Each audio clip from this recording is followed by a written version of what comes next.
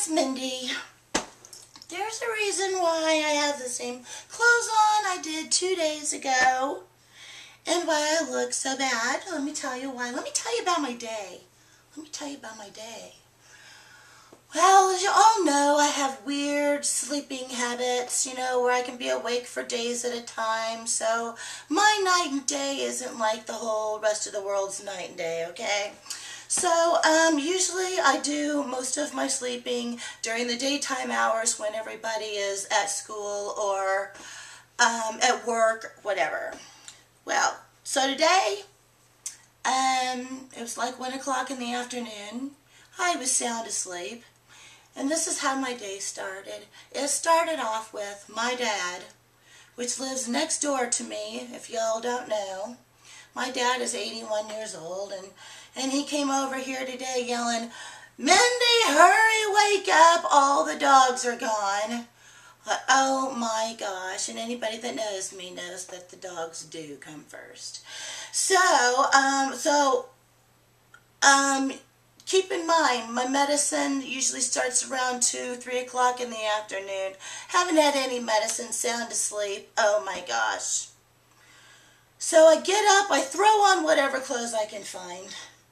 And I go outside, and every single one of the dogs, his dogs, my dogs, they're all gone. They're all over the neighborhood. So I don't even know how I did this.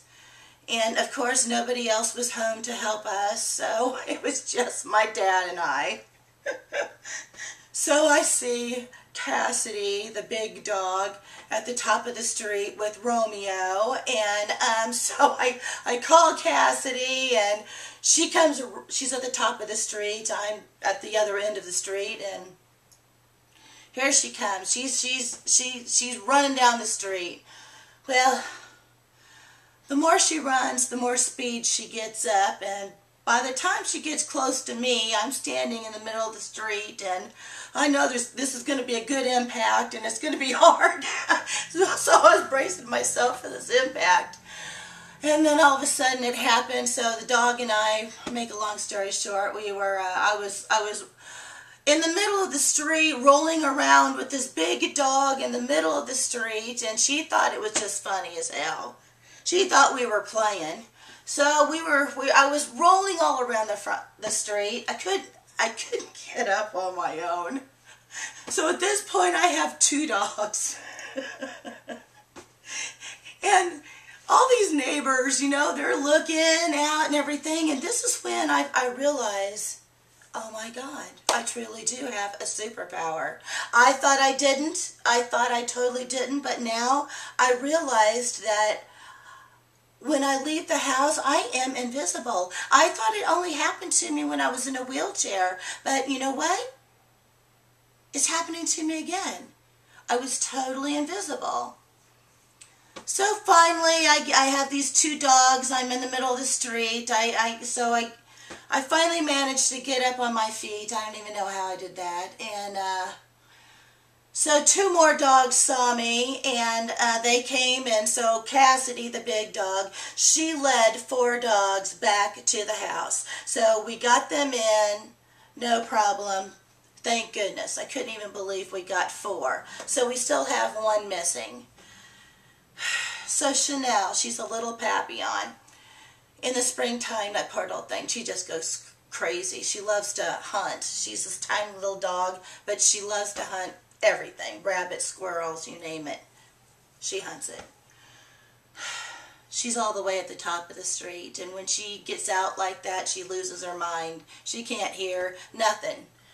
All she can think about is running.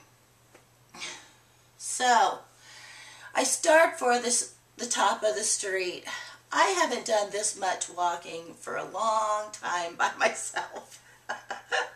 So I have my forearm crutch in one hand, and I have a box of dog treats in the other. And so I make my way up to the top of the street. I find Chanel, and I get her cornered. I pick her up. I'm struggling. there's these people outside in their front yard cleaning up their yard, a man and a woman and a couple of kids, and it's obvious I'm struggling. It's obvious I need help. You know, but once again, my superpower was in place and I was invisible. I was totally invisible. So I pick up the dog in one arm and I'm carrying her. I have my forearm crutch and the dog treats under my other arm, and I start to make, by then, every bit of energy I have been saving lately was completely spent. I don't even know how I'm doing what I'm doing. So I'm carrying the dog back. Oh my gosh. I get about halfway down the street, and here comes another neighbor, you know, thinking, oh, this is going to be great. They're going to help. Nope, just walk past me on down the street, because again, I was invisible. I managed to make it as far as where my dad was standing, and so he took the dog, and so I managed to get home. But to make a long story short, let me tell you, I've lived on this same street my entire life. My husband and I bought this house we have now from my parents. And so, you know, I remember as a kid, neighbors used to help neighbors. You know, everybody was friendly, everybody was your friend. Now nobody wants to help anybody. What the hell is up with that? That really pisses me off.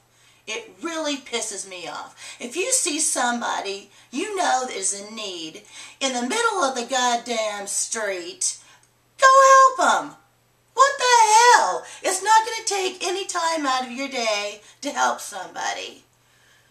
I just had to hurry up and make this video because I was absolutely dumbfounded over people today. They just, wow.